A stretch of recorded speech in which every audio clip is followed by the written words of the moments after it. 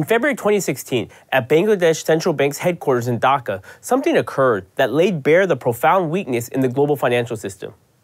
When banks move money around the world, they use a system called SWIFT, Society for Worldwide Interbank Financial Telecommunication, which is a consortium that operates a trusted and closed computer network for communication and payment orders between banks. And today, SWIFT is used by over 11,000 financial institutions in more than 200 countries and territories around the world.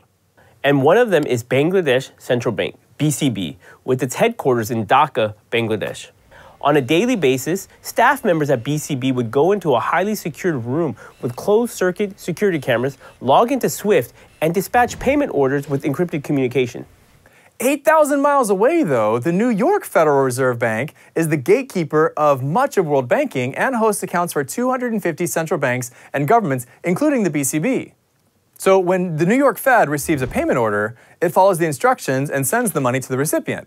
But at the same time, it sends a confirmation back to the sender, which in this case was BCB, marking the transaction completed.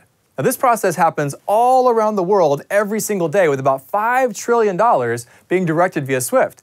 And the system is designed to be unbreachable. On Thursday, February 4th, 2016, 35 payment orders using the credentials of the BCB's employees were sent via SWIFT to the New York Fed. 5 of them went through, but the other 30 requests were blocked, as the Fed system had detected a sensitive word in the recipient's address and therefore flagged those transactions as suspicious. Now, the next day, a total amount of $101 million was successfully transferred from BCB's account to several accounts in Sri Lanka and the Philippines. But in the SWIFT operation room in Dhaka, it was quieter than usual. The printer was malfunctioning, and so none of the confirmation letters got printed. Now, they didn't think much of it, assuming it was a small mistake, and they were going to fix it the next day. After spending hours on Saturday getting the printers to work, the 35 payment requests caught the BCB employees by surprise, and the SWIFT communication was still not working. Assuming they were mistakes, the BCB employee tried to contact the New York Fed via email, phone, and even fax to cancel the transactions, but the Fed was shut down for the weekend.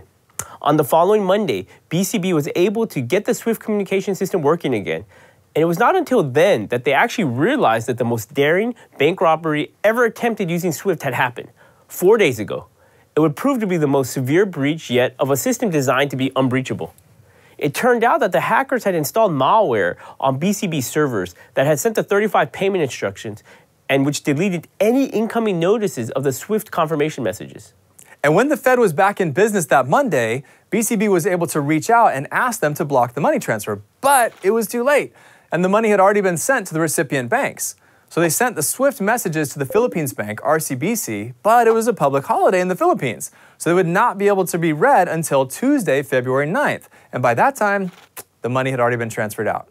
Some funds were transferred to Sri Lanka, and those funds were later recovered because of a misspelling in a word in the instructions, which triggered an alert at the local bank.